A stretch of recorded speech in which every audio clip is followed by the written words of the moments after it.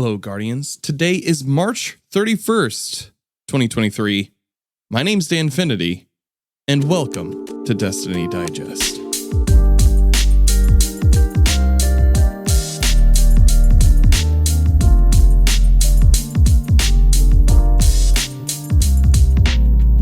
First of all, thank you guys so much for listening to the show. Thanks for listening to the sick episodes. I guess that's going to be like its own little era within the show now. We got a lot of news to cover today. We have an interview with Guardian photographer at the tail end of this episode. Really awesome dude. Before we get into that, just some personal plugs. If you're looking for a Discord community, that's very helpful. Discord.gg/Danfinity. That's where my clan current meta resides. The LFG is constantly hopping with different helps, different activities, such as dungeons, nightfalls, the whole gamut. If you're looking for a helpful community in the Destiny 2 space, head on over there, discord.gg/Danfinity. I also want to say thank you so much to Miss 5000 Watts, to Briar Rabbit, to Fran Marabella, and to True Vanguard for having me on this week's episode of Destiny Community Podcast. This is my second time being on panel with them. I'm always nervous, but it was a fun time. We talked the news this week as well. So if you want a little bit more in-depth conversation from what we're doing today, make sure that you go and listen to that episode as well. Some excellent insight from people who are very passionate about the game. Thanks once again to the DCP crew for having me on. This week's news is kind of dense. So let's start it off. Congratulations to the Snazzy Rock for being the world's first solo player to take down Nezrak from Root of Nightmares. I'm going to post the clip in the sources for this episode, but holy cow, man, watching him juggle all of his different loadouts is a sight to behold. That yell at the end, though, too, was rad as hell. I don't care what anybody else says. People are kind of giving him a rough time for how happy he felt, but honestly, I felt that way. I felt that emotion when you finally take on something and you nail it. You absolutely nail it. You're bound to celebrate, and congratulations to Snazzy Rock. That's a huge accomplishment. This week also marked the introduction of Master Root of Nightmares raids. I have yet to dive into it, but speaking with friends who have, it seems like it's just contest difficulty, and the modifiers for surges kind of make it a little bit easier. It seems like there's a few extra champs thrown in, which is something that Bungie does quite often in these master versions of the raid. I'm eager to get into it because I'm starting this year to focus more on doing master content and trying to be more helpful in that sector of the community. I know there's a lot of opinions out there regarding champions in master content as a difficulty modifier. Technically, yes, it is a difficulty modifier because you're just throwing another wrench into the works.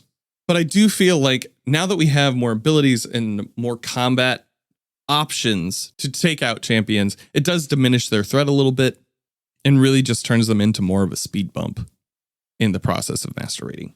I'm eager to get in. I'm eager to hop in and get some adept weapons and learn how to help more people in the community with this. Thursday brought with it hotfix 7.0.0.7, included several fixes, including a fix to an issue where wins on a 7-win trials passage would reward unfocusable trials of Osiris Ingrams. They reduced the prevalence of elite or orange health bar enemies to lower the base difficulty of free roam on Neomuna. Also fixed the Cabal turrets in Ahimsa Park on Neomuna because they were responding too quickly. In the Root of Nightmares, they fixed an issue where Nezrak would not react to players that were positioned in a Well of Radiance. There was some discussion about this, especially between Devious Entity and Saltagreppo, about whether a Well of Radiance was really needed or if it was just his AI that causes him not to react. The next two I feel are the biggest of this hotfix. Difficulty. Combatant health scaling for 2 and 3 player fire teams was reduced in the Season 20 Legendary Exotic mission that would be Node Avalon. Early on, my fire team on Tuesdays, the Reset Boys, we went in as a 3-piece thinking we would knock out the Legendary. It would be difficult, but we could surmount it. It proved to be nigh impossible with the three of us. It could be a skill issue on my part, but everything hit super hard in that activity. I went in solo and knocked out the legendary version just this past week, and it was challenging, but I felt like it was way more doable than with 3 people. And I've heard since that if you walked in with 2 people, that was kind of the sweet spot. Peeking into the TWAB just a little bit, with this past hotfix, they reduced the co-op enemy HP scaler in Avalon by 33% for the full fire team. So it should be a little bit more manageable with 3 people in the fire team for that activity. Going back to difficulty, they also reduced enemy health in Legend and Master tier Nightfalls, Battlegrounds, Lost Sectors, Offensive, Hunts, and Legend Master campaign missions. This feels like a fairly solid change in a vacuum. It's been tough in Lightfall to know what difficulty you were actually going to be receiving when you loaded into an activity. It just seemed like so many of them were so uneven. Legend and Master Lost Sectors kind of felt like GM Nightfalls a little bit when you're just trying to farm out one of the exotics from those activities. Now, after this shift, it could make it more worthwhile to farm for exotic pieces that you don't have. Hopefully this makes it worth a squeeze, but we're also going to talk about another change that probably makes it a little bit easier still. The hotfix also brought with it a reduction to the commendation score required for Guardian rank 7, 8, and 9. Rank 7 now requires 200 commendations, rank 8 now requires 477, and rank 9 now requires 910. They also removed Guardian rank objectives that require players to give commendations from ranks 7, 8, and 9. And they also reduced the number of commendations required for Hawthorne's weekly challenge from 20 commendations down to 5. I feel like the commendation system is a solid 1.0, and it feels like half the formula to in-game LFG, which will be coming out later on this year. I like commendations. I don't feel like they should be tied to any type of reward. And I'm also ranking from 9 to 10 on the journey just because I like checking boxes. And I'm currently going for the coach triumph for rank 10. That requires you to receive ally and leadership commendations, with leadership commendations providing bonus progress. But that kind of feels weird and disingenuous. It now feels like I'm electioneering for progress. And that's not really what I want to interact with this for. I know there's a lot of people who are just like, get rid of the commendation system, or hey, give us negative commendations. I feel like the current iteration that we have now is a foundation for a system that could be great going into the future. Just right now, it's not fully fleshed out. I would love to see how this goes with in-game LFG, and hopeful that it doesn't, turn as toxic as some of the things that I've seen on Reddit where like somebody said, quiet, 7 and 9 is talking. That's just ridiculous elitism BS, and nobody needs that. For a couple quick hits here, the hotfix also brought with it changes to target lock, where it was not correctly deactivating on a miss if the weapon was firing at 720 RPM or higher. Looking at you, Rufus. And they reduced the number of additional scorch stacks added by the flare up artifact perk in PvP to 15 down from 30. Jumping forward into the TWAB this week, they gave us a preview of a mid-season weapons patch that targets both PvP and PvE. They don't give a specific date for when this will launch, but probably look out for it in the next couple weeks. The quick rundown, they increased the damage of the following weapon types against red and orange bar enemies in PvE. Auto rifles are getting a 25% buff. Pulse rifles, hand cannons, and sidearms are getting a 20% buff. Scout rifles are getting a 10% buff against those enemies, with SMGs and bows being the baseline benchmark for how they were buffing those other weapons. Now, this isn't limited to legendary weapons. This also extends out to exotic weapons. So exotic weapons of those types will benefit from these buffs. For weapon archetypes and submachine guns, the Ikelos SMG is having some tuning removed in the custom scope that caused these weapons to have significantly less recoil than intended. The recoil is now in line with other aggressive frame SMGs, with aggressive frame SMGs getting a tuning in Season 21 because Bungie wants you to have fun with the Immortal. I mean, come on. Rapid fire frame fusion rifles such as the Riptide will get increased burst damage by 15 in PvP. Damage in PvE is unchanged. Trace rifles get a bit of a tweak here, with increased base damage by 4%, reduced precision hit multiplier from 1.4x to 1.35, and increased effectiveness of stability at reduced flinch by 10% at 100% stat, so scales down at lower values.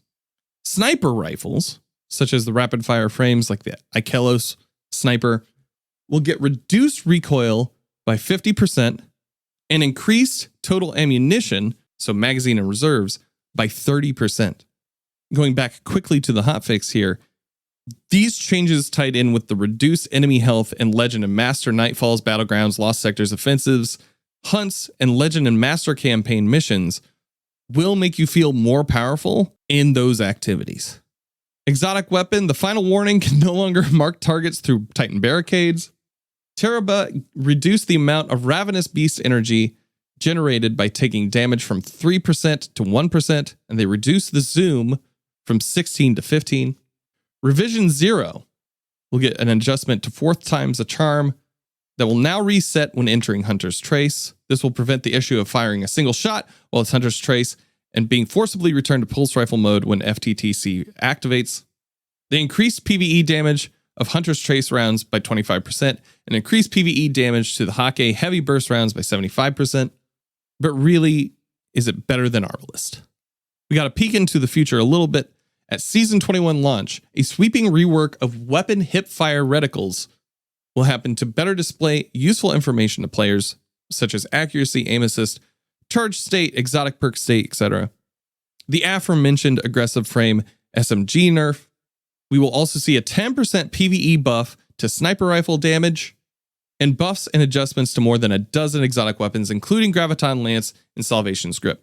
They are also doing a massive undertaking in decoupling damage fall off from zoom sometime in the near future. It's probably not going to be in Season 21. This feels like a huge change, like a huge surgical change that they're going to be able to make to be able to more fine-tune weapons. And now, a conversation with Guardian Photographer. Well, this is always the awkward bit. You know, when you're first starting a show, when you're first starting a conversation with somebody. Yes. And you're just like, well, here we go. That's kind of what this is going to be. But hey, GP, thank you so much for joining the show today. Thank you. Thanks for having me. How are you? Guardian Photographer, I guess is how I should address you initially. That way folks can find you on the internet and so forth. But yes, that is I. Thank you so much for being a guest. Why don't you tell the folks at home where they can find you on the internet, just in case, you know, they don't make it to the end of the show? You can find me on Twitter at GDN Photographer, Instagram Guardian Photographer. I'm not as I don't post as much on there anymore. And you can find my website guardianphotographer.com. Heck yeah, I post all of my photography. So, first things first, like, how did you get into Destiny? I got into Destiny during the alpha. Played it a little bit, enjoyed it. Played the beta, enjoyed that as well. Played about the first year of Destiny, up through the first little expansion that they did. I'm forgetting, is that House of Wolves or is that the Dark? I mean, so there was the Dark Below. Dark Below was the first one, right? That was the first one. Okay, so I want to say that came out like 3 months after. Yeah, I played the Dark Below and then kind of dropped off and then picked back up after Rise of Iron. During the Age of Triumph, when some of my friends were like, I was going to school at the time, some of my friends were like, hey, we played Destiny. If you would like to get back into it, there was a good deal for the whole collection for PlayStation for $30 or something like that at the time. And I was like, okay, yeah, I'll get back into it. Jump back in, and then I haven't left. So... Cool. So, were you interested in location and Guardian photography, or in photography in general before you got into Destiny? I took a few photography classes during my time at community college. So that's where kind of the background of photography comes from. That's not actually what I ended up studying in college. I went to school for audio. But I still have a passion for photography and stuff like that. And I started shooting in Destiny with Shadowkeep, which was when they introduced cross save. So I was able to take my characters from PlayStation and move them over to the PC that I had just built a few months prior, and started just taking photos here and there just for desktop backgrounds and stuff like that. But I didn't really dive into the whole content creation of it, so to say. until the pandemic hit. Yeah. That seems to be like a huge turning point for a lot of creators. Like you have a lot of time to a lot of time on your hands, and like there was that creative itch that just wasn't getting scratched that this was able to help with. So that's when I started really like diving into taking photos, and like that's when I started my Instagram. And then about a year later, I moved over to Twitter because one of my clanmates, you probably know them, Destiny Nostalgia. Yeah. Yeah, that's one of my clanmates. They were like, there's a really big like community of Destiny people over on Twitter. Like you should start posting over there too. And I was like, all right. And then the rest is history. The rest is history. Yeah. Approaching 2 years there now. So like what, so for folks at home, like we do an intake sheet, and one of the things that you talked about in your intake sheet was that you're like, you like to share photos of iconic and memorable destinations within the Destiny universe. What locations, like how do you normally scout those out? Do you just like go into the game and like, I want to go to the Dreaming City today? Or it all just depends. A lot of it comes from just playing the game first off and kind of like getting an idea of areas and stuff like that. Like for example, Lightfall just dropped like a month or so ago. So I gave myself a full playthrough, just play through it, enjoy it, do whatever you want.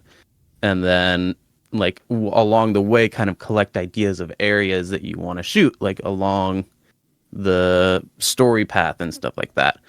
So that's when I go in on another character and start shooting those places. When it comes to some things are like, you can play as many times as you want, shoot it as much as you want, cool. Some things aren't that way. Like, for example, the mission for Rohan's LMG. Right, like, yeah. That's a once per account kind of deal. So I do have to be careful of things like that I are played as many as you want, or play it like once and it's gone. Which they kind of started doing with Witch Queen with the I'm forgetting the name of the grenade launcher with the worm in it. Oh yeah. Oh my God, we're never going to hear the end of it if we don't come up with that. Hang on. It's Parasite, the Parasite grenade launcher. Parasite, that's the one. That's a once per account, and I didn't know that. So, so you missed out on a lot of stuff? I missed out on a few things, and luckily, like just recently, one of my buddies was getting back into it, and he like played through part of that mission, or like all those like series of missions. So I was able to like jump in and kind of get a few photos here and there, but I didn't get like the full quest line deal for it, which I was kind of upset about. But yeah, what can you do? So it goes. So, other places, sometimes I'll just be like, I don't really have a lot of photos on like this location. Let's kind of just scout around and run around a bit and just see what's up. So like a lot of the photos in like my EDZ folder are from just like, I went to like every single lost sector that day and just kind of trot around, hung out. But for the more story stuff, I tend to just play through it once, get it all done, enjoy it for myself, and then go back on another character and shoot it. Heck yeah. Cool. Do you have any aspirations for like becoming like a game capture artist? Or I do. Yeah. I applied to be a capture artist whenever Bungie put one out about a year ago almost now. They had a job posting for a screenshot capture artist, which I was like, that's me. That's what I do. Sign me up. Yeah. I'm more based in like location photography rather than or like landscape photography, I guess is what they would call it. But they were looking a bit more into like a mixture of everything. So that's when I kind of started doing like I haven't done it in like a few months because people kind of lost interest in it. But it was I did the community member Mondays. Yeah, which that's how you and I. Yeah, that's how you and I. That's how we met. Yeah. But I want to get back into that. It's just people kind of lost like an interest for it. So listeners, if you want to get photos of your guardians, hit me up. I know a guy. Yeah. Um, I might include one of the images that you used of my character as the cover for this. If that's awesome. cool with you. Yeah. Cool. Yeah. Or if we want to reshoot and do some more stuff, more than happy to. Heck yeah. I'm looking through here, and it's like, yeah, you have a really good eye for like capturing, like even in the landscape shots where like a guardian is like teeny tiny. It's an interesting shot. Mm-hmm. So like, Thank you. Yeah. Like I'm looking at one here, the Harbinger's seclude in the Dreaming City. You just like that one's. It's just very well framed up. It looks great. Which folder is that in? It is under the Community Member Mondays. Okay. Yeah. Yeah. Okay. Yeah, I see which one you're looking at. Yeah. Yeah. So like when you were doing the Community Member Monday stuff, and even like if you continue to do it, what are you looking for in Guardians? Are you looking for like a certain set, or do you look for certain emotes, maybe like community activity? What are some of those parameters? I do it more as like a whatever you want to do, I'm cool with, and I'll try to work around it and kind of like give my input on parts of like the destination we can go to, or like framing, that kind of stuff.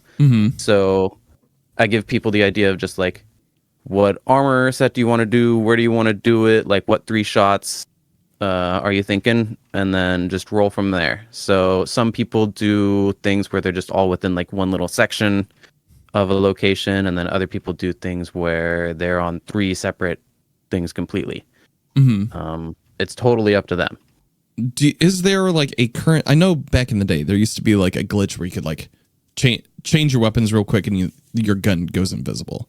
And I know when we took shots together, you found you were like backing yourself up against a wall in order to kind of like get that, especially for that glaive shot that we took. What are some of the strategies that you use? Like, is there still like an in-game glitch? Is there another strategy for how to take photos with? It's still the same generally. Yeah. So there are a few different methods. One, of course, being weapon swapping, just take the shot in between. There's the third person clipping is what I call it, where you go into third person with like a sword or something and back yourself up against a wall. That will remove your character. Those are a bit wider. So if you need like a really, really wide shot of like a location or something like that, those are really good for those. And then there is, I haven't done it in a little while, but there is a method with warlocks of activating your super and like holding your grenade, and it will hold indefinitely. Oh, okay. And it kind of like goes a little bit lower. So you do have to like aim up a little bit, but it still works really well. But that one is a little harder to do because you need your super. Yeah. you have a cooldown on that ability. You gotta live a little bit. Yeah. But in other terms, like I've basically got like a hotkey now on my keyboard that I can just press, and it'll swap weapons and take a screenshot in between. It's really helpful. That's awesome. I have it timed out with like set weapons too, so that it's perfect every time. What are your go-to weapons for that? Wastelander, which is the shotgun from Dares, is fantastic for photography. So the deal with that shotgun is it doesn't have like a stock to it. Okay. So whenever your character like idles and kind of like puts their gun down, it's practically not on the screen. If you aim up even just like a little bit, it goes away. Okay. So that's been really helpful for like things where look up a little bit. Like you don't even have to like worry about swapping weapons or anything like that. It's just, I never would have thought about that. So that would be my primary. My energy slot, I have Vex, which disintegrates because it's a fusion rifle. So every enemy just gets disintegrated, doesn't leave any like traces behind or anything like that. The only annoying things are like enemies that explode, like Screebs or what are the Vex ones that explode? The supplicants. No, not the supplicants. The the ones that leave like the Vex pool. Yeah, the headless ones. Yeah. I'm totally blanking on the name right now. But same. Those guys, keep going. they still blow up and like leave limbs around, which is annoying. And then I just have a sword for a heavy, just so that I can do that third person clipping into a wall. Rad. With Strand, are there any new possibilities for shots that you'd like to take in the future? I know, like, you probably can achieve some heights that you hadn't maybe thought of before for shots. Yeah, it definitely lends itself to getting to new places that I wouldn't have been able to before. Mm-hmm. But that would be the only real big benefit to it. Yeah. Because with using something like a grapple, you need to be aiming in that direction to swing that way. Mm-hmm. And then it's hard to kind of like line up your shot and get it exactly how you want it while falling. Yeah. There are plenty of instances where like I've shot like the Operation Seraph Shield, like those shots that I have of like the Earth and the Traveler, those are all me falling through space. Perfect. Every single one. So I'm just falling, die, reshoot it. So yeah, I kind of like have to aim in the air and be taking the shot at the same time. It's a little tricky to do, but it works. Heck yeah, you got the shot. Yeah, I got the shot. Final question: do you have a favorite? Do you have a favorite shoot that you've done when taking shots either with other Guardians and subject or on landscape? Anything funny? Anything weird happen? Not necessarily. I just more am there for the time that I am with like other Guardians whenever I do stuff like that. Mm-hmm. Like I recently, over on my own Discord server, I made a group of people that were all kind of like in there for the purposes of running photography stuff. So I called it the D2 photography crew. Rad. I like alliteration. So we kind of just group up for whatever things might have matchmaking or be like a 6-man deal or something like that, so that we can like kind of take our time, move it slow, take some photos while we're going through whatever it is. And I'd say some of those have just been really fun to do. Getting to like know people within the community a bit more. Getting to bounce ideas off of other people, like kind of like before I finish up something like that, I'm like, okay, is there anything that you might find interesting in here that I haven't really seen yet? Like, because everyone has their own perspectives whenever jumping into a location.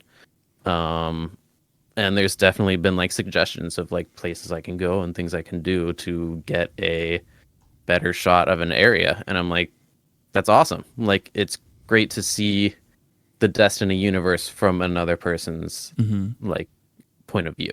It becomes a collaborative effort at that point. Yeah, exactly. And I think that's really fun.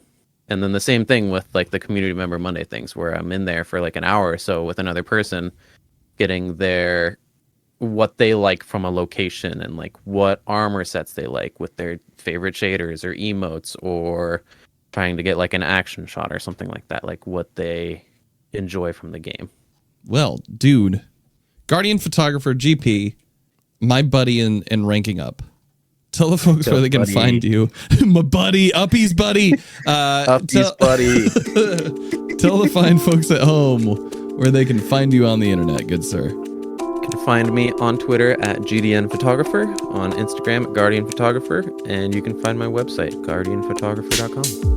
My name's Danfinity. You can find me on Twitter, Instagram, and the TikTok at Danfinity, where the eyes are else. You can also find me on Twitch 3 days a week, twitch.tv/Danfinity, helping Guardians with in-game activities. If you're looking for a helpful community, join the Discord, discord.gg/Danfinity. Lots of wonderful people there. If you want to support the show, make sure to rate and review on your podcast platform of choice, or send $3 a month over to the coffee.com/Danfinity. All the links are in the notes for the show.